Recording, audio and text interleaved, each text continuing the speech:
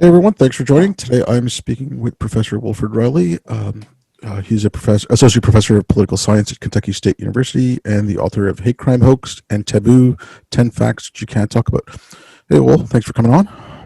Yeah, as always, thanks for having me back on the show. Yeah, okay, I wanted to speak to you because I know you do a lot of work with disparities between populations and stuff. And there was a something someone put out the other day. They said, okay, well, here's breaking the myth of the model minority from Asians because Burmese are like 28% under poverty, Bangladeshis are like 19, and they just listed it off. I just looked at it really quickly and I went to like the first two, the Burmese and the Bangladeshi. The Burmese population in the United States, I'm going off Wikipedia, so I'm not saying it's anything definitive, but it was 499% increase between 2000 and 2010. Mm-hmm. And then Bangladeshi as well, there was a large population increase in the early 2000s as refugees. So my only thing was, I mean, it could be racism, whatever, but if it's a new population and it's young, especially like from places like Burma or Myanmar, they're coming in as refugees. If 500% of them only been, or an increase of 500% in 10 years, they don't have time to accrue wealth. So, I mean, I was just wondering if you want to talk about disparities, like just the number itself doesn't actually give you much unless you know what they're looking at, right? Yeah, so I think this gets into one of the big ideas in kind of contemporary social science, which is that disparities indicate by themselves discrimination. So Ibram Kendi, who's a pretty famous guy, has argued this on a bunch of national platforms. His claim is that if you see a disparity in, for example, income between two groups like whites and blacks or whites and Bangladeshis, the only possible explanations for that are, one, that the group that's performing more poorly is genetically inferior. He says something like permanently structurally inferior. That could be a couple words off. Or two, that there's some kind of hidden racism in the system. This is what's often meant by subtle racism or institutional racism that's causing these gaps. And a bunch of people, and I'm really openly in the second camp, have kind of come back at that and said, well, no, the alternative, the third option, is virtually all of social science, that there are characteristics like study culture, age, where people live, so on down the line, that vary between groups and that are the reason different groups earn different amounts of money. So, I mean, the fact that we're talking about Asians at all kind of indicates that racism isn't the only factor here, because there's something like 18 groups in the USA that do much better than whites, like significantly better. Indian Americans, Japanese Americans, Nigerian Americans, all these groups, Filipino Americans, Lebanese Arabs, do way better than whites if you just take that group whites as a whole. And I think it's really crazy to argue post 9/11 that Arabs or Pakistanis are treated better than white people. That doesn't make any sense. I mean, Nigerians are just black. Like, there's no way, unless you're a very sophisticated, policy analyst, you're going to be able to tell a Nigerian guy or a West Indian guy from a black guy. It's just going to be a, dark-skinned, well-off brother with a name like Jonathan Goodman. So there's clearly something going on here, So, like, when you talk about the Asian thing, this, again, to me, is evidence of kind of what I'm saying. Of course he says, but still, I think so. Because when you talk about, in particular, South Asians, like subcontinental South Asians, like Bangladeshis, Pakistanis, Indians, I mean no offense here as a traveler of the world, but the average white guy in Georgia is not going to necessarily be able to tell those groups apart at all. I mean, Hey, look, I'm sorry, I'm from India. I was born there. I go back there. If I saw three people and I couldn't tell you who was from Bangladesh, who was from India, and who was from Pakistan, because it's just, I mean, it was all one country at one point. Yeah. Yeah, no, I mean, that's exactly right. Like, if you're watching like a cricket match on TV and it's like India versus Bangladesh, like that, not this is a thing I do very often, but the fans of the two countries are going to be indistinguishable to you as a white guy or a black guy watching from Canada or the USA. Yeah. So, I mean, I think that the clear point there is when you look at Bangladeshis, Pakistanis, and Indians, you have three groups of people that I guess in cultural or genetic terms you'd phrase as subcontinental South Asians. They look very, very similar. They come from what used to be the same country, and prior to that, the British Raj, and prior to that, quarreling sultanates across religious lines and so on.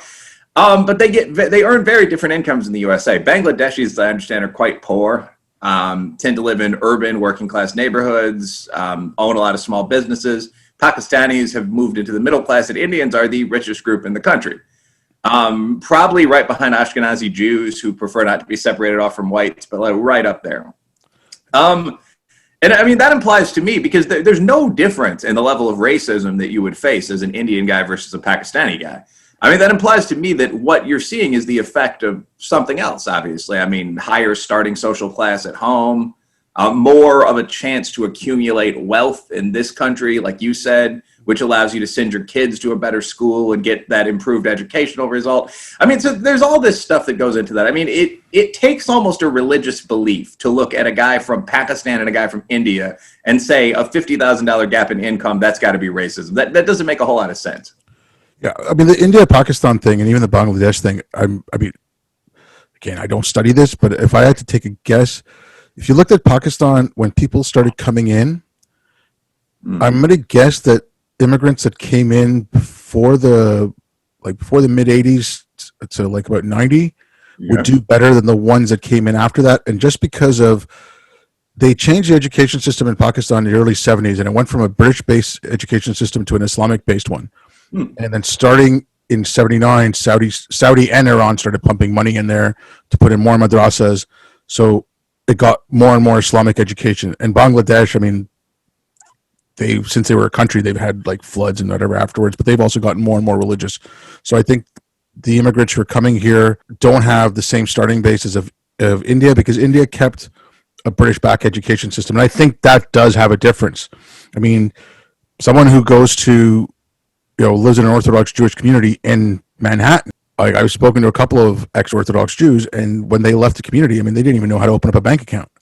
I think you have to look at those factors, but I'm going to play a little bit of devil's advocate. And so a community like, African Americans, descendant of slaves, couldn't own property, got, if you like soldiers that came back after World War II didn't get the GI Bill. Now, that does affect the earnings of that population, and it affects the starting point. I'm not saying that someone coming in as a refugee starting off with millions of dollars, or even an immigrant coming in with tons of money, but is there some way like to take that into account as well as to, I'm not saying it's racism, but it was the history of racism, the history of racist laws, racist policies that caused this. Now there's got to be a way to address that without just saying, well, it's all racism, right? Because I mean, that does affect how they will do as well. Yeah, so I think, and again, this isn't, actually, I guess this does come from a published book. I mean, Taboos made the bestseller list. It was reviewed by a fair number of academics. But so a lot of what I'm saying is opinion more than something from a paper that came out this year. But I mean, again, from my books to Tom Sowell, so on, it's pretty grounded in the literature. I'm just trying to like base my thoughts here. I actually think that it's not all that difficult to unpack what you're talking about. So very often when you talk to people that are on kind of the other side of this, you hear these very broad terms like systemic racism or institutional unfairness that don't necessarily mean much of anything. I'm sure they do to certain people, but they can mean different things to different people.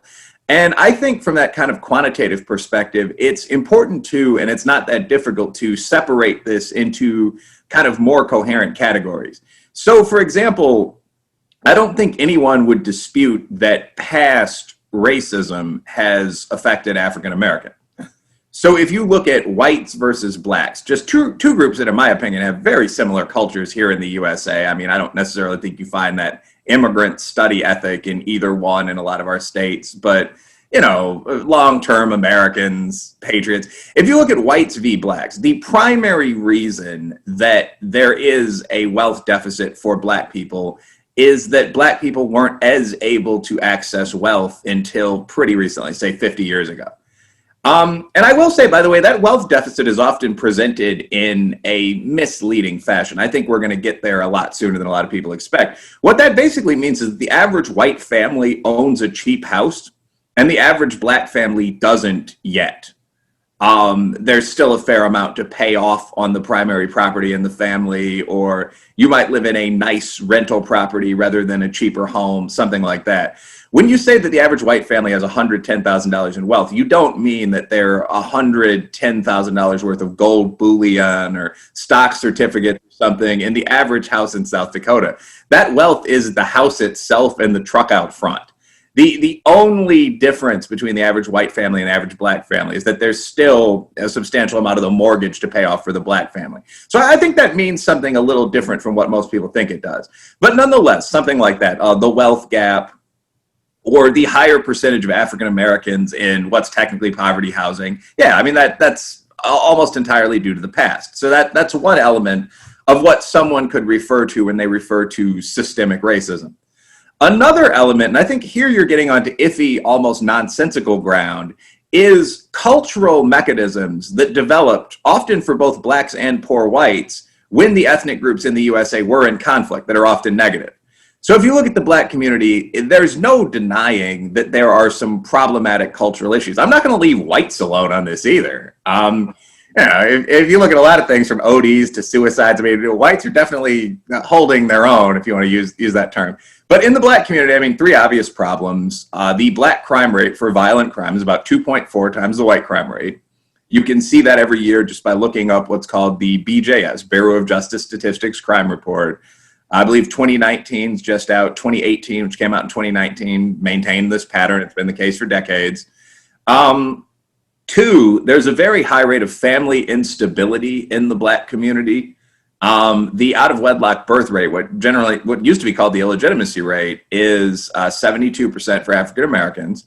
I will note it's close to 40% for whites. It's 60% for Hispanics. So again, a lot of these are American issues, but that is a relatively recent black problem. And there's also a test score gap between specifically, and the genetic arguments for this are very weak because it doesn't really exist for West Indians or Nigerians, between African Americans bluntly and whites. So the black SAT has risen to about 950, but the white SAT during the period where this has happened has been between 1050 and 1130. So, I mean, those are three things that are notable in the black community that are obviously barriers to success. And so here you're not talking about racism in any conventional sense. I don't think that any white guy today wants those problems to exist in the black community outside of the Stormfront fringe. I don't think there are laws like segregation that cause those problems to exist.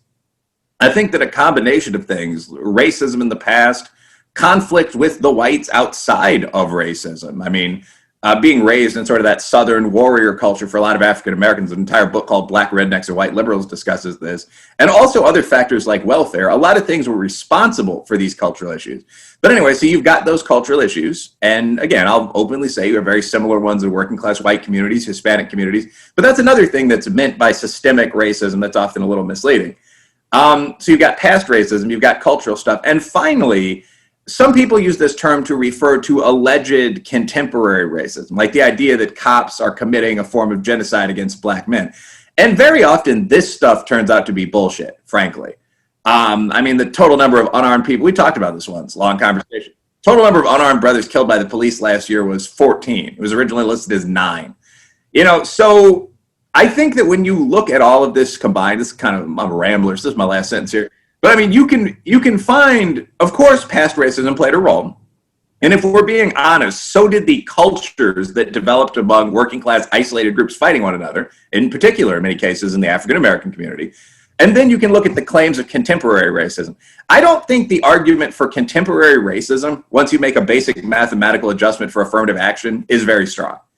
Black people do face some racism, but you'd really have to convince me it's more than Arabs or South Asians face in a lot of situations, again, post 9/11, past 20 years. And we also are very definitely compensated by affirmative action programs. It's not particularly hard to get into university as a black man, so on. So if what you mean by racism is the effects of past racism or the culture that came out of past racism, sure. If what you mean is for the past 40, 50 years, there's been a culture of legal racism in the USA, I mean, that's not true. So when you're talking about this with someone, it's important to kind of define your terms in the old debater's line. Yeah, no, I mean, that's because of what I'm getting at. And also, I mean, you'd mentioned a couple of things there. Okay, I think I saw you tweet out where you said, like, this had changed in the 70s, but I'd heard John McWhorter talk about this, and I'd said something similar. It was like, okay, we have to go back to the 97 mindset. Now, I think you said, and I could be, like I said, it was a tweet, so, I could be completely off base here, but I think you said something like, in the 70s, they started trying to deal with racism again instead of fixing societal issues. Yep. But I think that more happened in the late 90s because just with the way that the intersectional framework got put onto critical race theory in the late 80s, early 90s, and then when the people with those degrees started coming out in the mid to late 90s, I think that's when more of the policy stuff went towards fixing racism as opposed to fixing problems with schools or fixing economic issues or let's get better policing or whatever. Like if they'd actually concentrated on police brutality and police training instead of police are killing black folk, something might have happened. Like that's why I'm thinking like around the late 90s is when this thing just went completely off the rails. I mean, I know you'd said the late 70s, so I don't know if do you still like I don't know like if you want to get into that, like do you think it was started that far back or do you think it was getting, because in my mind it was getting better? But I could be. That's a good question. I think there are, again, two things there. By the way, I agree with you. Race relations were a lot better when I was growing up as a kid than they are today in terms of but I mean, like you just would have gotten beaten up in an urban high school if you said anything alt-rightish at all. But the same thing for the black equivalent where guys are talking about like the horrific oppression of growing up in the suburbs. You had this kid recently that like his high school rival said niggas. You could argue about the R, but like, I mean, on a TikTok video, and my man saved it for 4 years and dropped it when she got an athletic scholarship. I mean, the idea of anyone doing this when I was growing up, I think when you were growing up, would be just absurd from the white side, the black side. So yes, I agree. Race relations used to be a lot better. When you talk about the influence of CRT, I think they're actually, when I refer to the 1970s, what I often say is that by about 1975, when you had OJ on TV, X% of interracial couples, I think that most of the traditional barriers to success as a black, South Asian, native, I mean, assuming linguistic fluency, so on, American, they weren't gone, but they were very definitely crumbling. I mean, you had large corporations going to the minority middle class, specifically seeking to hire.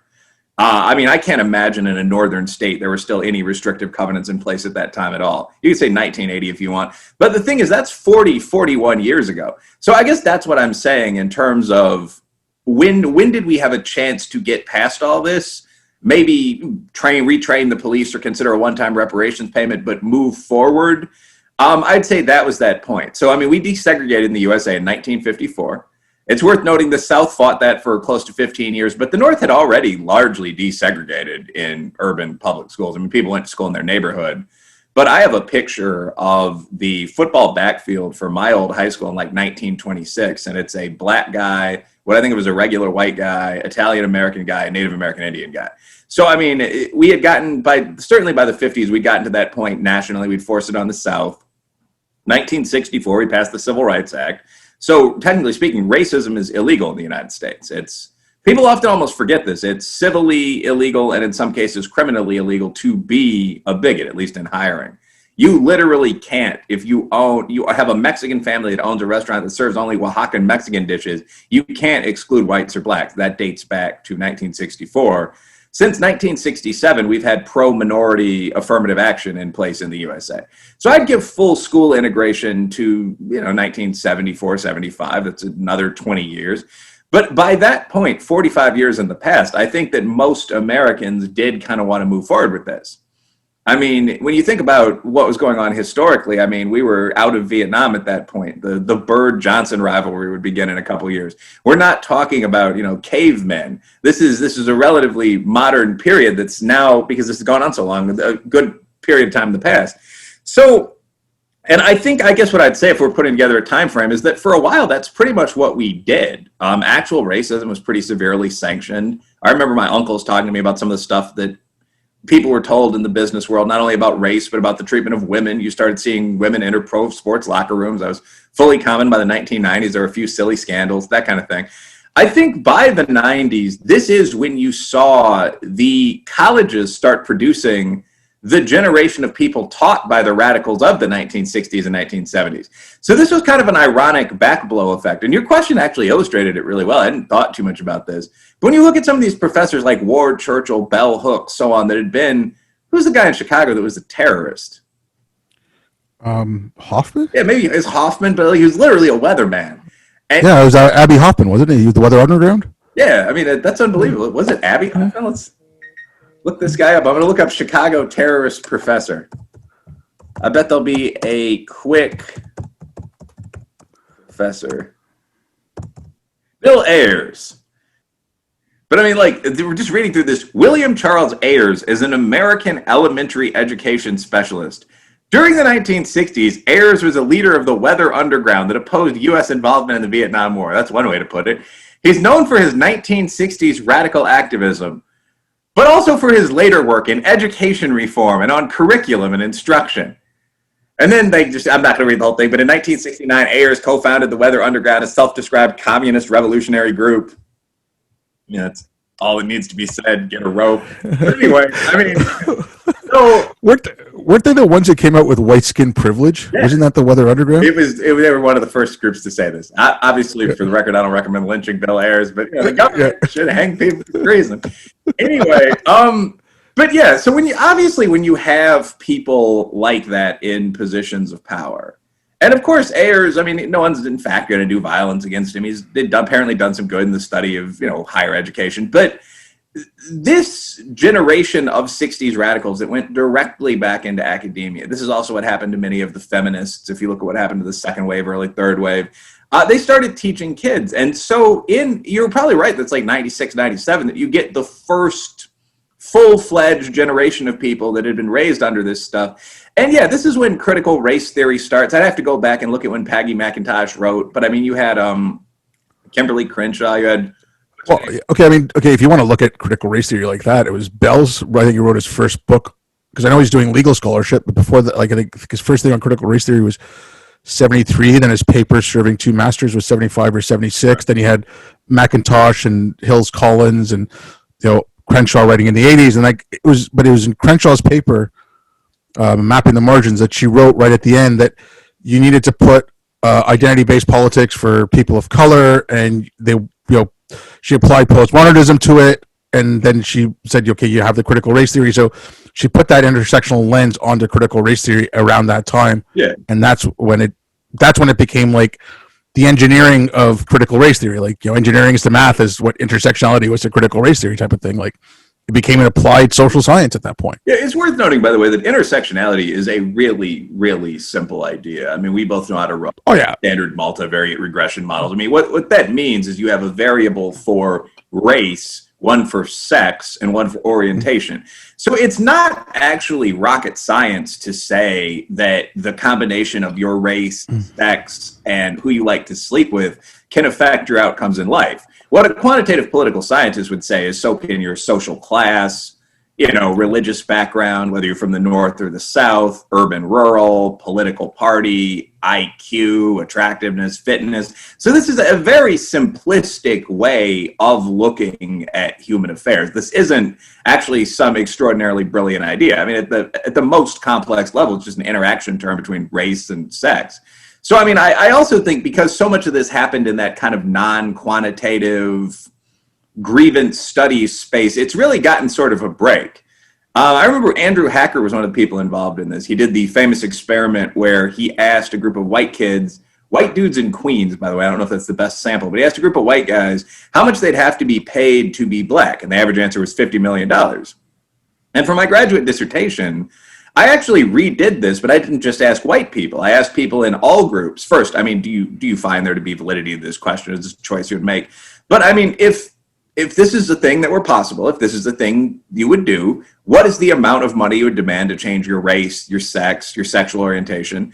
And what I actually found was that Asians and blacks both demanded more money than whites to change their race, and in general placed a higher value on their identity. So, like, when you look at these, the most racist group was old Asian men, as I recall, if you view this as a definition of racism at all.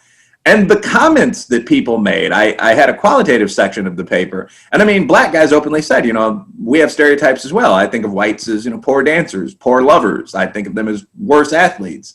Asian Americans were utterly contemptuous of white and black culture, saying things like, we were civilized when you guys were living in caves. All of I think I mentioned. Sorry, I think I mentioned this. I think I mentioned this to you last time, but like South Asians, I don't know if it's the British thing or if it was because when the Aryans, like the Iranians came in, they were lighter skinned, so they always had a thing for, they still sell like the whitening products. But my grandfather, when I was growing up in India, I remember him threatening to punish me if I was being bad by marrying me off to the black woman down the road. Okay, like that was like, and because you hear that, oh, well, only whites can be racist. I'm like, no, South Asians can be racist as all hell. Yeah. I mean, if you look at the great trading peoples of the world, like if you go around the mid-world basin and you dip over to West Africa and Ethiopia a little bit, maybe stop at the Arabs as well. I mean, all of these people were historically pretty extraordinary bigots. I mean, the Chinese for centuries insisted that China, the Middle Kingdom, was the center of the world. So they would refer to, one of the more powerful Indian Maharajas or to Queen Victoria in Britain as like our barbarian vassal, whoever. And this became a pretty significant problem when people wanted to greet, high Chinese functionaries or have an audience with the emperor. Would they kneel? Would they kowtow? So on. And the South Asians were just as bad. The whites, at least during peaks like the Roman era, then the later British period, were just as bad. West Africans, very similar.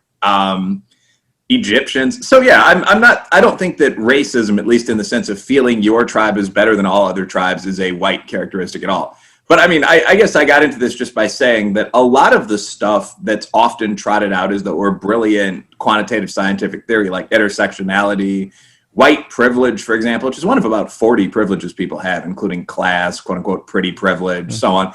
I don't really feel a lot of that stands up too well, but I will yield to you on dates. I mean, some of this probably started a little earlier than I said. It's coming out in the 80s and so on. But it's basically, I guess it's just increased over time. You've gotten more faculty members trained by the original group over the. Oh, yeah, totally. Okay, look, I came back in 2014 and I've been looking. I was trying to find out when I first came back. I'm like, why am I being called a white supremacist for speaking out against Islam? And I just wanted to find that out. I was curious. Yeah. And then it led me to this stuff. Intersectionality came into curriculums in some high schools in places like New York, LA, Seattle around 2010. If you look at what Haidt and Lukyanov did and coddling the American mind, they're saying, okay, around 2013, 2014, when it's exploded on campuses. Well, if it comes into high schools around 2010, those guys graduate, start going into universities around 2013, 2014. They're already indoctrinated into the crap, or some percentage of them. Like, it's not all of them, obviously, right? It's like, if every single madrasa, if every kid who went to every madrasa joined ISIS, we'd be in trouble. It's only a small percentage of them. It's the same thing here. And now, this year, I see it going, or since George Floyd, I see it going into schools everywhere. And I'm scared to hell. Because I'm like, you're gonna get kids, because you're saying, black kids were more focused on their identity the way, or on that $50 million question, black people will seem more focused on their identity than whites. But if you're gonna get whites to start focusing on their identity and they're the majority population, and you're gonna start telling them that they're responsible for everything, you're in for a lot of trouble. Yeah, that's something that I've long thought and that actually got me interested in researching the alt-right. Because the reaction to the alt-right was like people in the mainstream media had seen devils. And I have no patience for racial bigots of any kind. I do think of it as kind of an old world vice. My West African and Irish and so on ancestors practice that. Here we really can't. The country's 7% Asian, groups that we didn't even encounter during the first stage of our development. So we can't keep these old primitive bigotries around. But I mean, nonetheless, when people started reacting to the alt-right, it was as though they'd seen demons. Like, these people, they're talking constantly about their race and their identity and wanting to live in a one-race state. And having come off the campus as a student and teacher, I mean, my immediate reaction was, well, that's not all that uncommon. The thing that's mostly notable here is that it's white people doing it. I mean, since the Million Man March, there's been a high level of public tolerance for the Nation of Islam, the New Panthers, the Back to Africa Brothers, the Aslan movement. So I think, and obviously a lot of the stuff that we're discussing, like Crenshaw saying that there can never be color blindness or a move away from identity. I mean, that's the academic counterpart to that. So, I mean, obviously, yeah, if everyone talks constantly about their race all the time and then looks at one group, which still has slightly more power, and says, but you can't, a lot of people in that group are going to say, no, to hell with this. I'm going to do the exact same thing you're doing. If you want segregated spaces, so do I. And I think this gets back to the old line about philosophy being a series of footnotes to Aristotle. There are only so many human ideas. So, I mean, in a diverse society, you can either be integrated, you can train everyone to look up at the eagle and smile, or you can be segregated and caste-based. I think integrated is better. I don't think most people disagree with that. 100%. But okay, I don't know if you ever read about it, and I'd read about it a couple of years ago, and then recently I was speaking with Thomas Chatterton Williams, and he brought it up. Yeah. The Fieldstone School in New York. So what they did was I think it was a K through 8 school, but I think this was for K through 5. Once a week for 45 minutes, they broke up the students into racial groups. They sent letters home asking their parents, what race are your kids? Okay. And then they got them to talk about the achievements of their particular race. So black, Latino, sure, Asians, but not the whites. The whites, they got them to focus on their privilege. Within a few weeks, the kids started turning into white supremacists. And this could be like kids as young as kindergarten, because you're getting to focus on all the bad things they did. And it was 45 minutes a week. And they, like a couple of years ago, it was last year, they had some more race riots because kids were like, they heard some kids yelling racist stuff in the washrooms, and then a bunch of kids did a sit-in and stuff like that. It's like, but I mean, like, you have an example. You had little kids turning white supremacists because you got them to focus on the shit that they did apparently and blame these kids for it. Yeah, I mean, one of the things the alt-right is correct about, actually, is that diversity is a potential source of weakness for large nation states. It's a well-known fact in political science. However, what they dishonestly ignore is that it's also a potential source of strength. I mean, there are very, very well-known positive correlates of diversity. I mean, increased cosmopolitanism, better culture, art, shopping, cuisine. But more seriously, I mean, decreased groupthink. It's not as hard, or it's not as easy to get that quote unquote, German 1930s mob together and go invade somebody. You have to convince the leaders of different communities. Diversity dramatically, assuming qualified immigrants, increases patent rate, improves business climate. So some positives, some negatives. But the one thing that all these studies sort of agree on is that if you're going to be diverse, you have to do what's called managing diversity, which is a giant literature in business and social science. Some of it works, some of it doesn't. But I mean, you have to create a shared civic national identity that different people agree to. We all have to agree that we're Americans. You can be Irish or Pakistani or whatever else American at home. But there's certain things like obeying the laws, paying your taxes, responding to the army when your summons comes along, that traditionally 95+% of people of all groups basically did. The point of all this is that we know that if you focus on differences between groups, you get giant countries like Yugoslavia and the USSR falling apart into tiny statelets with names like the Republic of You and Me, and I'm not sure about me. Like, we actually saw what happened in Yugoslavia, where you started teaching each group in its own language about the history of its people. And it sounds like T. Chatwell, who's a good guy, illustrated that in this, I'm assuming, very costly, posh private academy, by the way, that parents pay a lot of money to send their kids to. But yeah, if you take, I think this would have happened to a lesser degree if you took all the kids aside and told them about the triumphs of their ancestors. Because even then, whites, or for that, Chinese students could say, why were we so civilized? What about you, you barbarian, savage? But I mean, like, but certainly if you take one group and tell them they're evil, you know what you're going to get. Yeah, but it was okay. If you got all the groups talking about their achievements, that's one thing. And yes, you could get nationalism and jingoism that way. But if you have like all groups except for one talking about their achievements and one focus on their, that, like, okay, I wouldn't have been affected by that, but I would have thought that was wrong. Like, if I was a parent, I would like say, what are you doing to these kids? Because that's not healthy kids. It's not, like, I'm not a parent. I don't have kids. I want education to work, because when I'm an old, when I'm an old fart and I need doctors, I want them to be able to be doctors, not worrying about, do I need a brown doctor or a white doctor or a black doctor? Like, I don't want that shit. Just fix my problems. Or more to the point, will the doctor not treat me because I'm a member of the wrong tribe? That's what I got to in Yugoslavia. That's why there's such a high level of battle casualty. I worked in Bosnia for over a year. I was there after the war was done, but I was there in 2002 and 2003. I mean, I spoke to some of the people. It was horrific. Yep. Like, I mean, I spoke to one girl. She was a translator at the point, but when she was 15, they spent, like, I think she said a year in her basement, locked away. Yeah, the atrocities committed back and forth by the Serbs and the Bosniaks, primarily by the Serbs, were unbelievable. I mean, one of the things that I think I defer from a lot of upper middle class Westerners in is that I don't feel a sense of security in civilization. I noticed early on going to an integrated urban public school that a lot of my friends' dads had fled like really civilized countries when the fire started.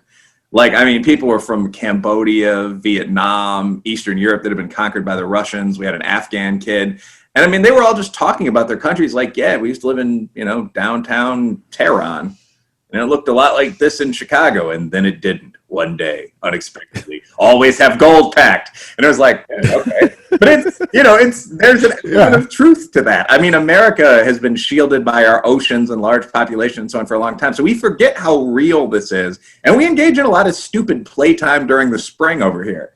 I mean, our higher educational exams compared to those at equal rivals like China or India are a joke. I mean, but it goes even further into this, where the idea is like, what's the harm? We're the dominant group. Let's tell the kids they're evil for a couple weeks. Like, what can come of it? I don't think people really understand, unless they've studied this, what can come of it. You know what? I don't think parents know. I honestly don't. Like the parents there, some of them got upset, and then I think there was challenges to it. I mean, but the school went ahead and did it. But I don't think parents have time anymore. Like it's one of the things of, okay, you have to be a helicopter parent. You cannot let your kids out of your sight. If you let your 10-year-old walk to the park, Child Protective Service is going to come take them away, like shit like that. Parents are too busy to actually see what's going on. They're like, oh, you're studying anti-racism in school. That sounds good. Don't know what it is. Don't know what it says. Right? Like that mom in Nevada who's suing your school now. Like, she had the time to take a look at what's going on. Like, I don't think a lot of parents do. I think a lot of parents, they're going to teach about, don't be homophobic. That's a good thing. But, are they also teaching gender affirmation? Like, what are they doing? Like, I don't think parents know. I think that's a huge problem right now. Yeah, I mean, bluntly, that's something that you can kind of empirically, statistically break down. Like, one of the advantages that the people that are promoting this stuff, like extreme CRT, have is that they're going into a pre-existing framework where most people, if your parents are executives, have heard of managing diversity, where everyone wants to be anti-racist. And they're kind of co-opting these terms and changing the underlying meanings. So racism, for example, to the 90+% majority of people, literally, means genetic bias against another racial group. If what you're using racism to mean is any system that produces somewhat unequal results, and you're saying you're promoting anti-racist training, you can in fact promote the wildest sort of communism and present it to parents in this kind of neutral, how could you oppose this fashion? And you saw this a lot, this sort of misleading double language, not so much from reporters themselves, although some, but from pundits that were brought on television to discuss Trump's opposition to CRT, where people were saying things like he's banning sensitivity training. And that's not really the case. I mean, the order said very specific things, like any training that teaches about one group as permanently flawed, or always oppressive or evil. I mean, it's sort of Nazi-sounding stuff. But it's fairly easy to get away with that. Critical race theory, as a one-sentence summary to me, means taking essentially Marxist theology is the phrase that comes to mind, but replacing the ruling class as the source of all evil with a particular racial group, usually whites. And from there, most of the core ideas, like most or all disparities are due to discrimination or alienation.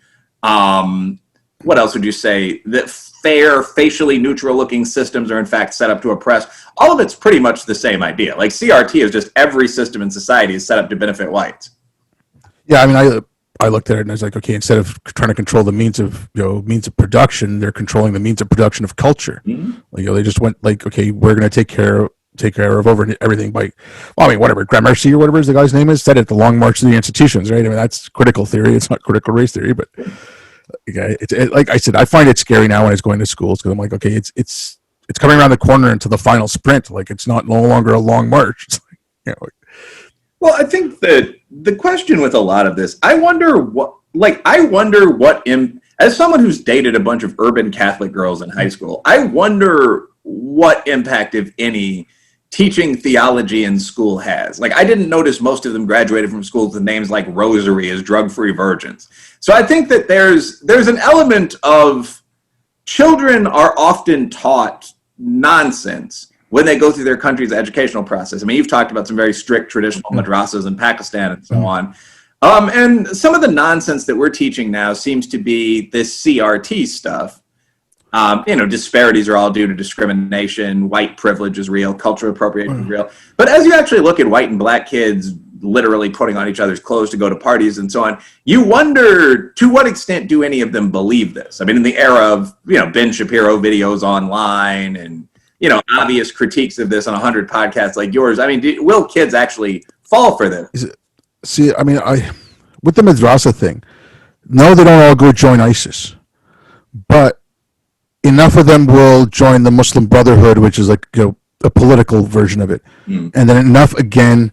Like if you go back to Sam Harris talking on Bill Maher, and he did the concentric circles. Okay.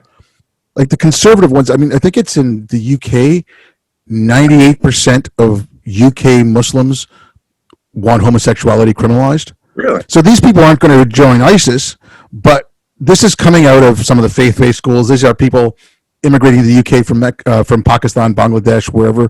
So I still think that if you get these kids young enough and you get them to start thinking like this, I'll take something that's, repressive tolerance. That came into the academy in like the mid 80s, and that started getting it into education in like the late 80s, early 90s. And so if you look at I just started noticing it once I read the paper, and I started noticing people, the way they talk about it. Look at all the social media companies.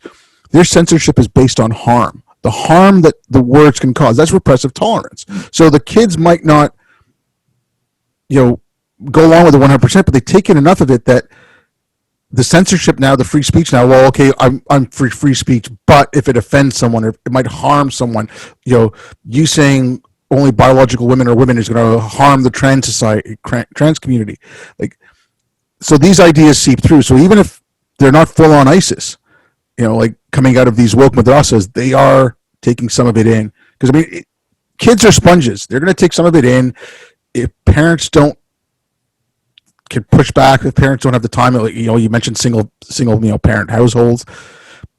I don't know how much pushback they're going to, and if they go online, like, I think you can find a lot more diversity stuff that you can find the alt-right or the Ben Shapiro stuff. I mean, Cartoon Network now is going on with the trans messaging and stuff like that. So I think they're just getting it from too many ends. Maybe I'm too pessimistic. I don't know.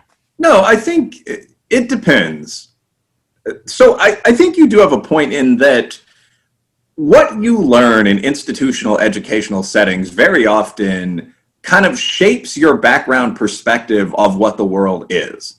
So, I mean, the madrasa comparison is actually probably a pretty apt comparison in that if you go to a madrasa, as I understand, it's essentially classical Islamic education. I mean, you're at one point memorizing Quran. You're probably not learning a lot about feminism or evolution. So you may very well be a rebellious kid, but you'll be rebellious within the framework of what the Quran says is true. So, I mean, I guess I don't think that the majority of people that go through woke education about cultural appropriation and white privilege are going to come out as social justice warriors. But you're probably right that most of them will have the baseline assumption that these things exist. And in fact, a lot of the claims being made by the hard political left as someone who's moved past 35, who grew up in a different era, are utterly nonsensical. Like, the trans thing, to me, is the ultimate example of this. Like, I'll see people that I like and joke with online, like Jesse Single, like, trying as hard as they can to be polite with it. Like, maybe we should hesitate a little more to let kids go through full-on gender transitions. And my starting point for this is just, like, men aren't women.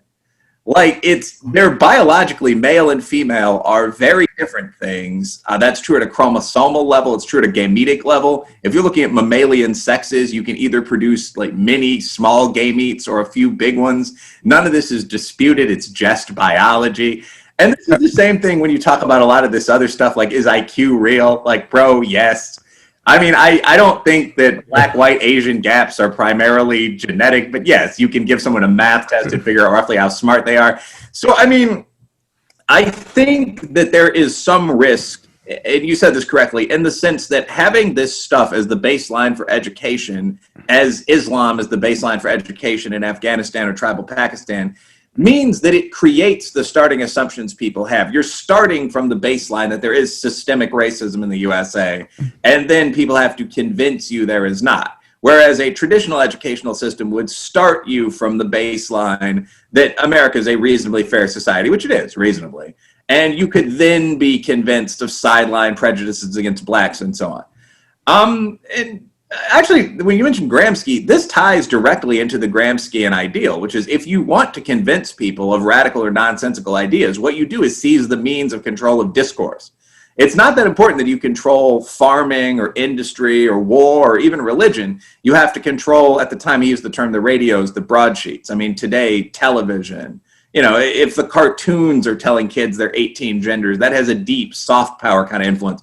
The final comment here, though, I mean, that's true in the mainstream school system, in the kind of influential areas, Chicago, Seattle. I think what you're going to see a lot of people do is either flee the mainstream school system or the influential areas. I mean, I think you're going to see private school attendance skyrocket. I mean, Catholic schools now cost $2,000-$3,000. I mean, I think you're going to see homeschooling skyrocket. People have seen what the teachers are teaching under COVID. So I don't see this just going on without a substantial counter in major areas. Oh no, I hope there is. But I mean, like, okay, and again, maybe I'm too much doom and gloom, and I mean, I'm just watching too much for it. But like, 46 districts in Texas now took on a BLM curriculum. I mean, Texas is pretty much a red state. I saw something in Tennessee about this. I mean, Tennessee is not exactly a blue state. It's like, I mean, I know Nashville went, but I mean, like, I think the public school system is looking for something, and unfortunately, there's only one thing being offered right now when you're looking for this diversity stuff. But yeah, I mean, I could see parents homeschooling. If I was in the States, if I had kids, I would not send my kids. Screw the States. In Canada, I won't. Like, we're getting a full-on gender affirmation curriculum. I mean, there's schools. I spoke to a civil rights lawyer recently. There's schools in Ontario where, Joe is Joe at home and is Josephine at school, and the parents don't know. Yeah, this is actually something. So there's a lot here. I mean, first of all, when you talk about those school districts, I would bet that if you're talking about 33 school districts in Tennessee, that's Metro Nashville.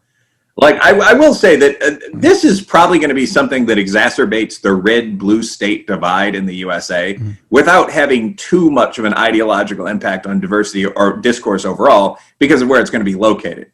I mean, if you look at most states following a presidential election, it's not even so much that we have red and blue states. It's that we have blue cities and red suburban and exurban and farmland areas. The only question is which state has more of which.